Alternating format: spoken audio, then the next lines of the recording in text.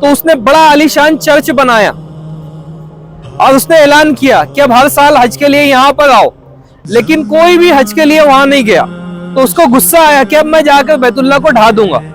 تو اس نے کیا کیا، ہاتھیوں کا لشکر اس نے تیار کیا اور 60,000 کا لشکر لے کر وہ مکہ پر چڑھائی کرنے کے لیے آیا، بیت اللہ کو نعوذ باللہ ڈھانے کے لیے۔ تو آ کر وہ طائف کی طرف سے وہ آیا اور انہی وادیوں میں، وادی محصر میں آ کر اس نے پڑاؤ ڈالا۔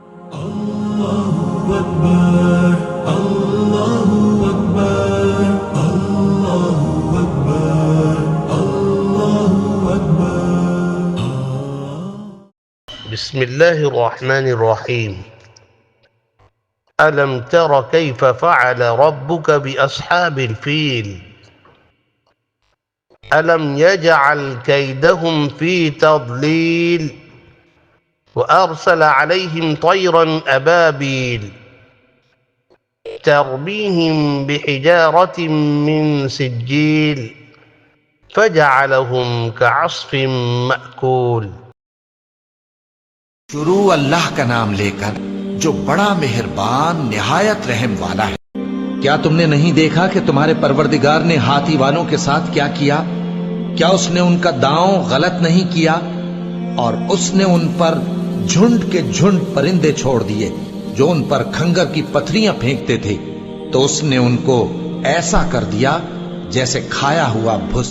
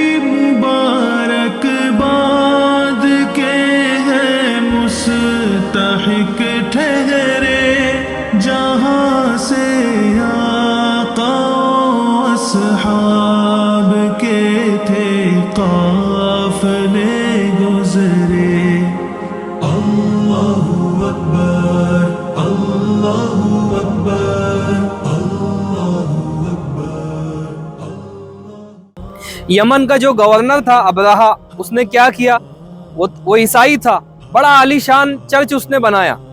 وہ دیکھتا تھا کہ ہر سال لوگ یہاں پر حج کے لیے آتے ہیں، یہ عرب یہاں پہ ریت، اس کی نظر میں یہاں کے لوگوں کو وہ کمتر سمجھتا تھا کہ یہاں پر لوگ آتے ہیں، ساری دنیا سے اتنی کمائی کرتے ہیں یہ لوگ، عرب کے لوگ، ان کی کیا حیثیت کہ اتنی کمائی کرے۔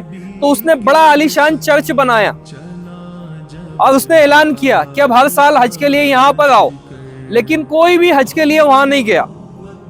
بعض عربوں نے جا کر وہاں پر غلاظت پھینک دی یا آگ لگا دی وہاں پر، اور اس کے جو اس نے بنایا تھا چرچ، اس کو پورا ختم کر دیا۔ تو اس کو غصہ آیا کہ اب میں جا کر بیت اللہ کو ڈھا دوں گا۔ تو اس نے کیا کیا، ہاتھیوں کا لشکر اس نے تیار کیا اور 60,000 کا لشکر لے کر وہ مکہ پر چڑھائی کرنے کے لیے آیا، بیت اللہ کو نعوذ باللہ ڈھانے کے لیے۔ تو آ کر وہ طائف کی طرف سے وہ آیا اور انہی وادیوں میں، وادی محصر میں آ کر اس نے پڑاؤ ڈالا۔ ہوا یوں کہ نجاشی شاہ حبشہ نے ابو سہم اریاد کو 4000 کا لشکر دے کر یمن فتح کرنے کو بھیجا۔ اس نے یمن فتح کرنے کے بعد وہاں کے باشندوں پر سخت ظلم و تشدد کیا، بادشاہوں کو محتاج غربا کو بہت ذلیل کر دیا۔ ان مظالم کو دیکھ کر حبشہ کا ایک شخص ابو یکسوم ابرہہ الاشرم نے اہل یمن کو اتحاد کی دعوت دی۔ چنانچہ سب نے متحد ہو کر اریاد کو قتل کر دیا اور ابرہہ یمن کا حکمران بن گیا۔ اس کی ناک کٹی ہوئی تھی، اس لیے اسے اشرم کہا جاتا تھا۔ ابرہہ نے دیکھا لوگ کعبۃ اللہ کا طواف کرتے ہیں، کیسے کعبۃ اللہ کا حج کرتے ہیں، تو اس نے کعبۃ اللہ کے مقابلے میں ایک عالی شان محل سرخ و سفید، زرد و سیاہ پتھروں کا بنایا، جو سونے چاندی سے مجلہ اور جواہرات سے سجا ہوا تھا۔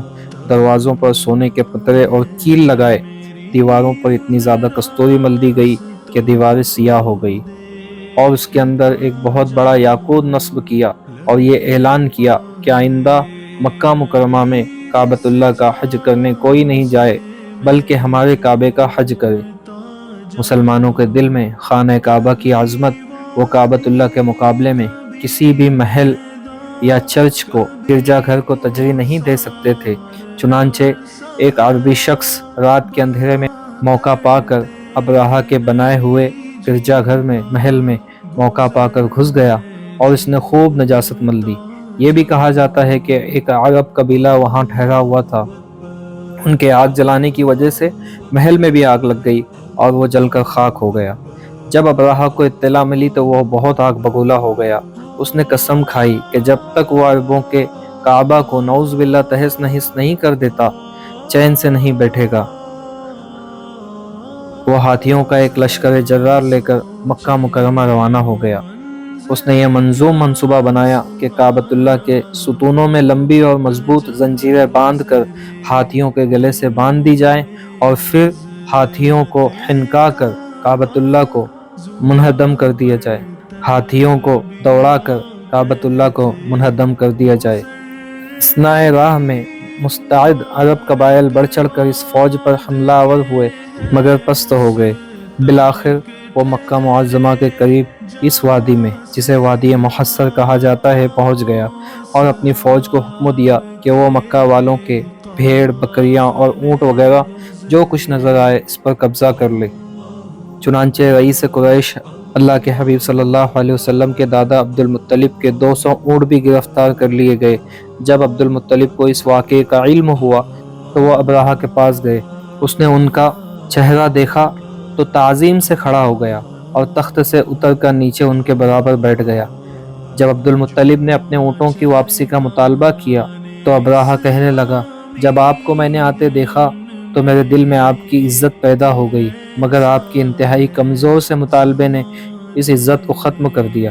میں تو تمہارے دین کے کعبے کو نیست و نابود کرنے آیا ہوں اور تمہیں اس کی تو فکر ہی نہیں اور اپنے اونٹوں کی پڑی ہوئی ہے۔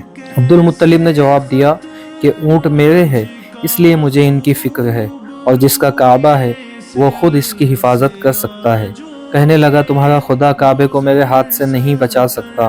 عبد المطلب نے پھر کہا، پھر تمہیں اختیار ہے، جو چاہے کرو۔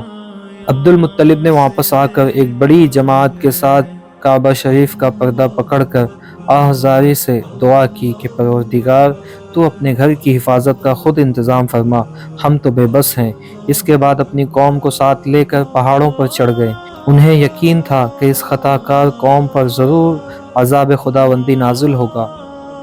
ادھر ابرہہ نے بیت اللہ پر حملہ کرنے کی تیاریاں مکمل کر لی۔ سب سے بڑا ہاتھی، جس کا نام محمود تھا، آگے چلنے کے لیے تیار کیا۔ بن حبیب، جنہیں راستے سے گرفتار کر کے لائے تھے، انہوں نے ہاتھی کے کان پکڑ کر کہا کہ تو جہاں سے آیا ہے وہیں صحت و سلامتی سے واپس لوٹ جا، کیونکہ تو اللہ کے بلد الامین محفوظ شہر میں ہے۔ یہ سنتے ہی ہاتھی فوراً بیٹھ گیا۔ فیل بانوں نے اسے اٹھانے کی انتہائی کوشش کی۔ آہنی کو زمانے ناک میں لوہے کا آنکڑا ڈال کر کھینچا، مگر وہ اپنی جگہ سے سرموم نہ ہوا۔ جب لوگوں نے اسے یمن کی طرف چلانا چاہا تو فوراً کھڑا ہو گیا، پھر شام کی طرف چلانا چاہا تو بھی چلنے لگا، مشرق کی طرف چلایا تب بھی چلا، مگر کعبہ شریف کی طرف ذرہ برابر بھی آگے نہیں بڑھا۔ اسی اثنا میں دریا کی طرف سے پرندوں کے خول جھنڈ کے جھنڈ آتے دکھائی دیے۔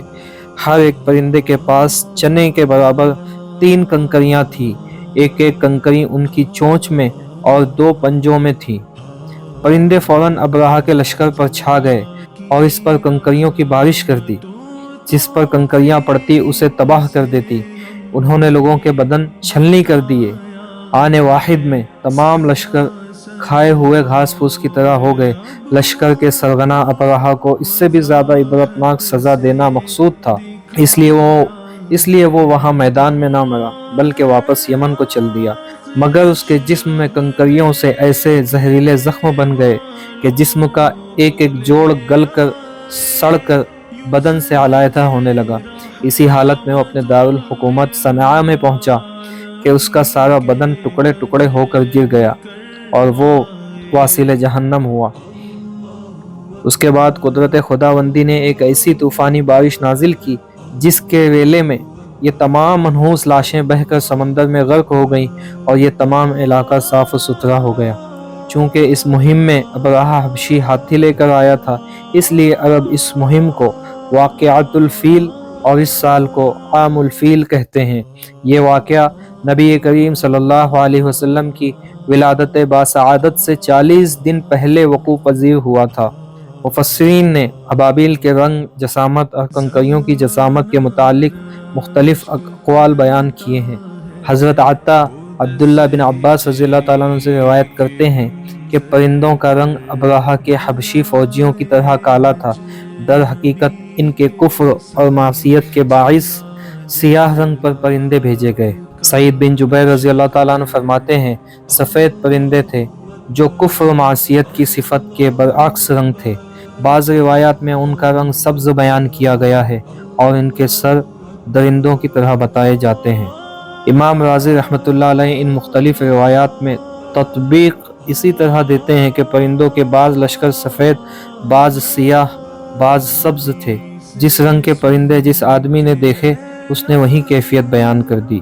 علامہ محمود امام ابو نعیم رحمۃ اللہ علیہ نے نوفل بن ابی معاویہ رضی اللہ تعالیٰ عنہ سے روایت فرمائی ہے کہ وہ کنکریاں مسور سے بڑی اور چنے سے چھوٹی تھیں، لیکن امام ابو نعیم نے دلائل النصوب میں عبداللہ ابن عباس رضی اللہ تعالیٰ عنہ سے روایت نقل کی ہے، اس میں کنکریاں بندوق ریڑھ کے برابر تھی۔ امام ابن کثیر اور علامہ محمود الوسیع نے حضرت اکرمہ رضی اللہ تعالیٰ عنہ سے روایت فرمائی ہے کہ سرزمین عرب میں اسی سال چیچک کا مرض ظاہر ہوا، جبکہ اس سے پہلے اس مرض کا کہیں نام و نشان نہیں پایا جاتا تھا۔